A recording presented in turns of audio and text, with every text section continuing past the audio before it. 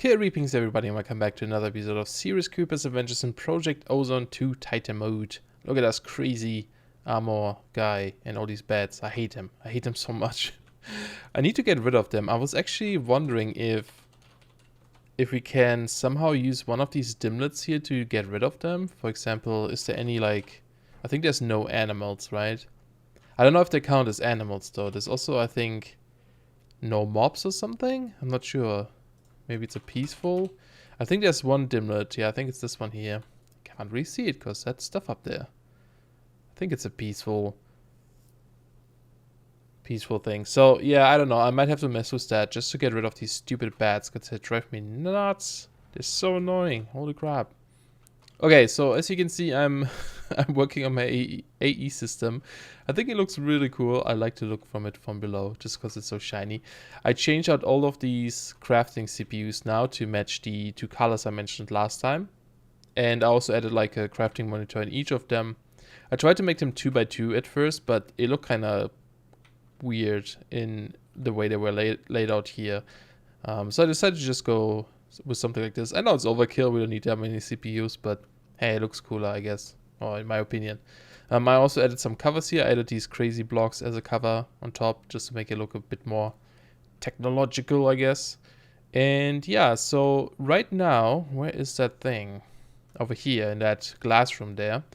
I placed down a bunch of those crafting cylinders, I guess. 8 interfaces and then 8 molecular assemblers on each corner, or on each side actually, and we have 10 I think in total now. Yes, we have 10, so that should probably be enough to like craft things. Hopefully I'll have to add speed upgrades into each of them. Oh, actually that's gonna be a pain. Oh, that's gonna be such a pain. But yeah, that's gonna be a lot. It's gonna be 400. No, each one can have 5, right? So that's 2,000 speed upgrades? Is that correct? I don't know. Maybe. Because it's like 10 times 4 is... Oh no, it's only 40 times 5. It's 200, okay. I think it's 200 upgrades. I don't know, maybe it's more. Maybe I can't do math right now. But yeah, so there is one issue with hooking these up though. And I thought I'll do this on camera. I was just... working on that and I hooked up one of them, but I think it's useful information. And to explain what I'm doing here, let's go back to the main base because we have the same issue with this guy, right? So last time, or 2 episodes ago I think, we set this up and I had the issue of this thing only being able to carry 32 channels at once. Now someone in the comments said that if I use 2 different colored cables on the same quantum bridge, apparently that would carry more than 32 cables, right? So you have like 32 pair colored cable. That didn't seem to be the case. I tried that out. I had this cable a different color and this side a different color, and I had this disconnected here. And it would show like, 19 channels here, 12 channels here or something. But then if I go to the other side and I have the same color cable coming out of even different different QBs here, one of the cables would just have the entire 32 and the second cable would have none. So that didn't seem to work, unfortunately, unless I did something wrong. But yeah, it didn't seem to make a big difference. So what I'm doing instead is, and I totally forgot about that at first, is peer-to-peer tunnels, P2p. Those things are awesome and I totally forgot about them, but they solve a lot of issues with having these limited amounts of channels. And I don't want to go super into detail here because we will spend a long time on this, but I figured we should talk about this anyway. So basically a peer-to-peer or a P2p tunnel, it compacts up to 32 channels into one. The only difference is that you cannot directly access anything that's like compressed into this one channel. See it as like it's taking these 8 channels and makes like a zip file out of it, right, into one file. And you can't directly access the files inside that zip file. You have to like extract it again somewhere else before you can use them again. It's just a nice way of sending them over long distance to a different area without taking up 32 channels, right?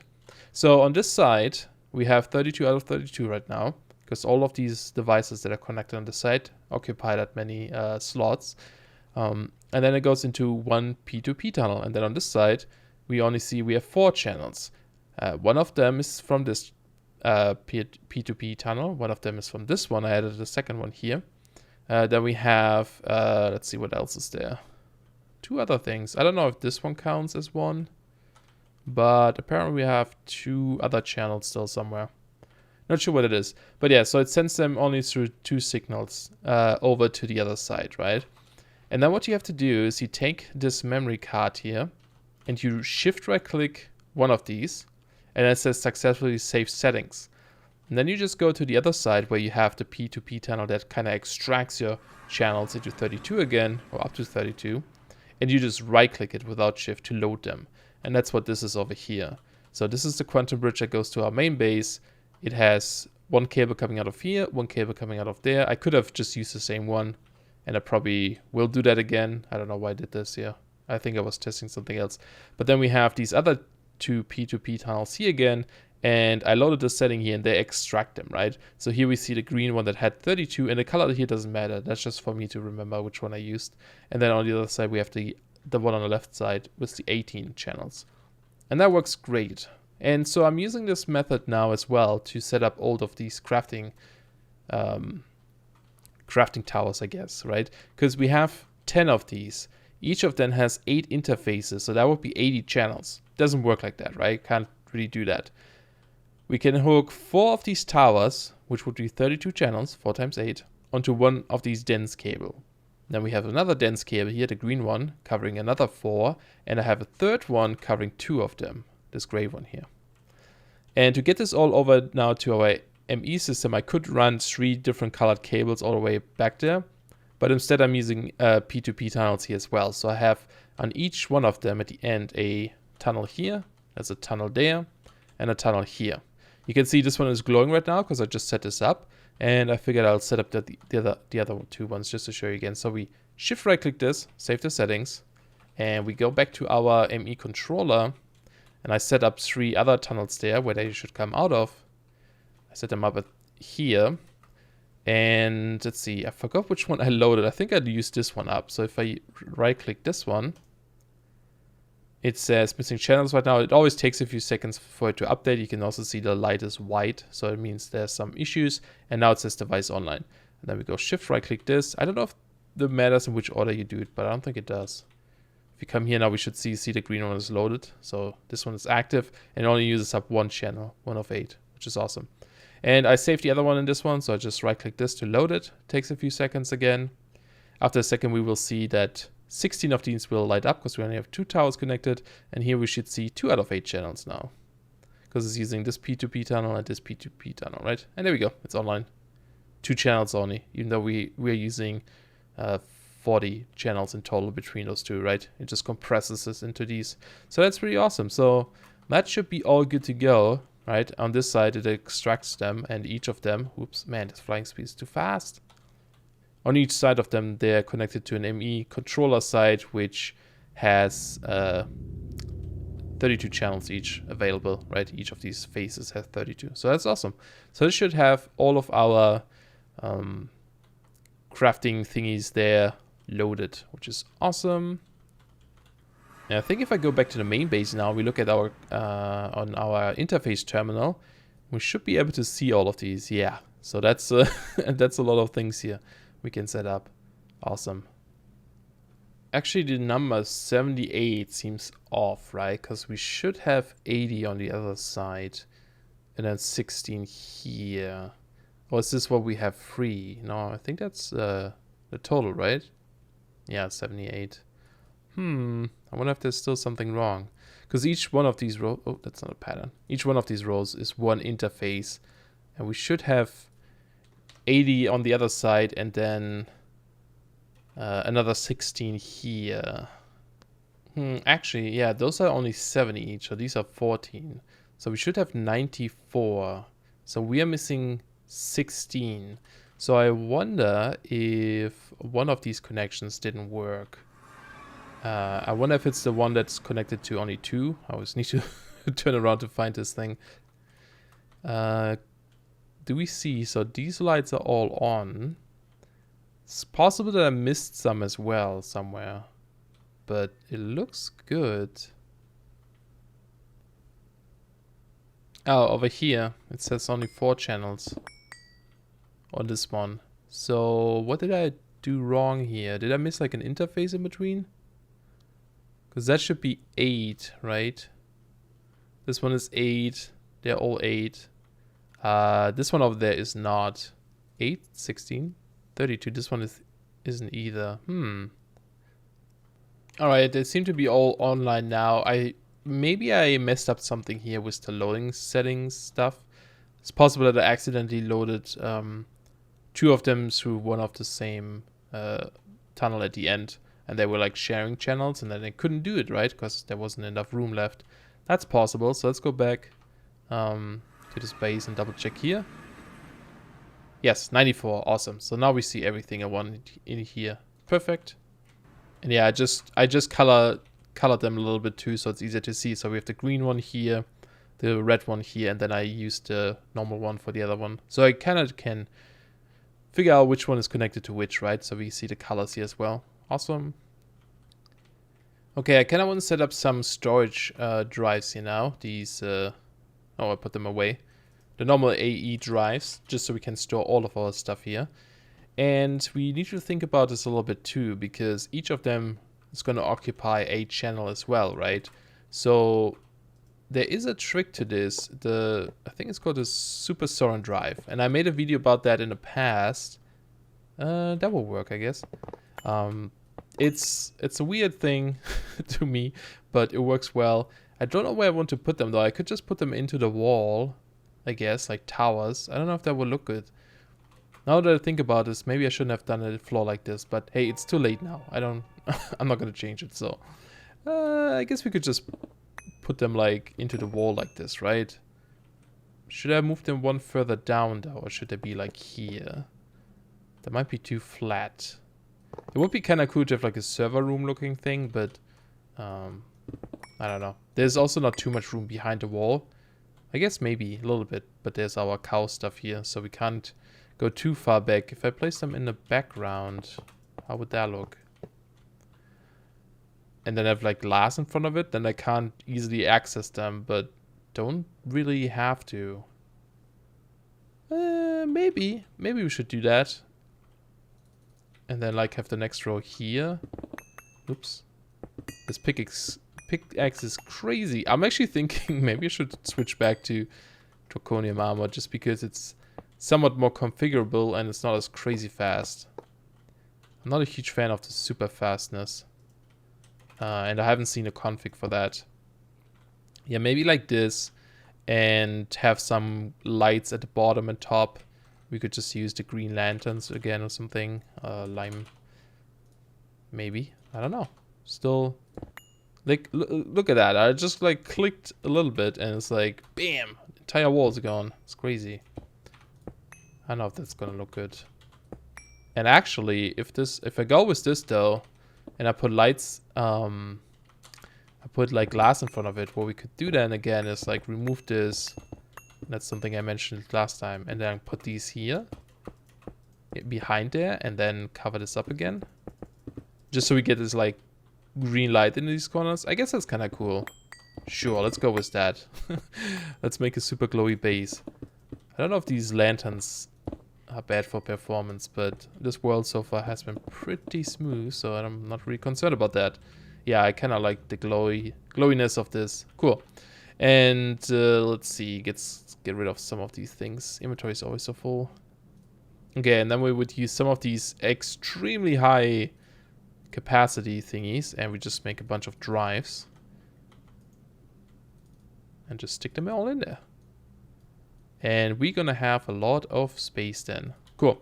But yeah, so we need to figure out how to connect these all together, right? Because that's way too many channels now for like a 32 cable again if we have multiple of these. And I want to have multiple of these. I'm not sure how many yet. It's not like we need all this extreme room, but if we have it, right? So let me go set up some of these real quick. Alright, so let's figure this out. I haven't done this in a long time, and I could look it up, but I kind of want to figure it out on my own again. So we have this whole channel limit, right? So right now I have 7 of these columns, or 7 drives in each column. So it's 8 columns by times 8 is like 56, maybe?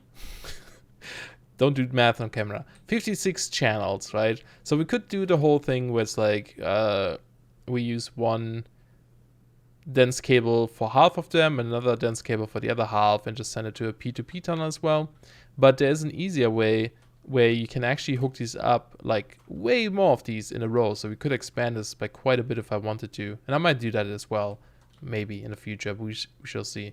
Actually, let's grab one of these. And so the way you do this is with that so-called Sauron super drive, because I think Sauron, he may have come up with that. I'm not sure, I don't remember, but he definitely used it and he showed it in a video and everything. So if you just want super details about it, you can probably find a ton of tutorials about this as well. Okay, let's see if I can figure this out again. So first of all, of course, we connect all of these together. So each row occupies 7 channels, and that's important. That's always the max with this drive. You can only have maximum of 7 in total because you need to hook up something in between. And you need to hook up, let's see, we need a, didn't I bring this all? I think I put it away. We need storage buses.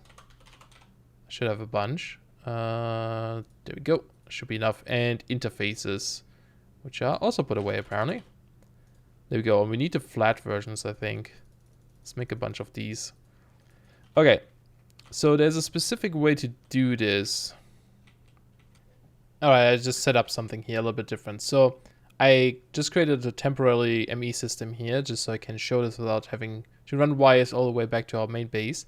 So I have a terminal here so we can see what's in the system, and right now there's nothing in there. And I was wrong, it has to be 6 maximum. You can't have 7, you have to have 6 maximum devices in each of these things here. So these are kind of like subnetworks. Each row of these are like subnetworks. And you can see right now we are occupying 6 channels for these 6 drives up there. And then this goes into the ME system, which is all good. Actually, this one I need to move. I don't think I can have it there. Yeah, I'll just move it over onto this side. So this one is empty, right? 6 channels, so that's fine. This red line here, that's also connected to the ME controller, goes all the way around in the end. Right now I just cut it off here. And I connect these green ones to the red one using these quartz fiber cables. All they do is share power. They do not share information. So right now, this cable here, you can see 0 channels, right? Even though they're connected kind of like this, it doesn't know about these cables. It just says, okay, here, have power from this line. So that way we can power these wires here without having to connect into our ME system.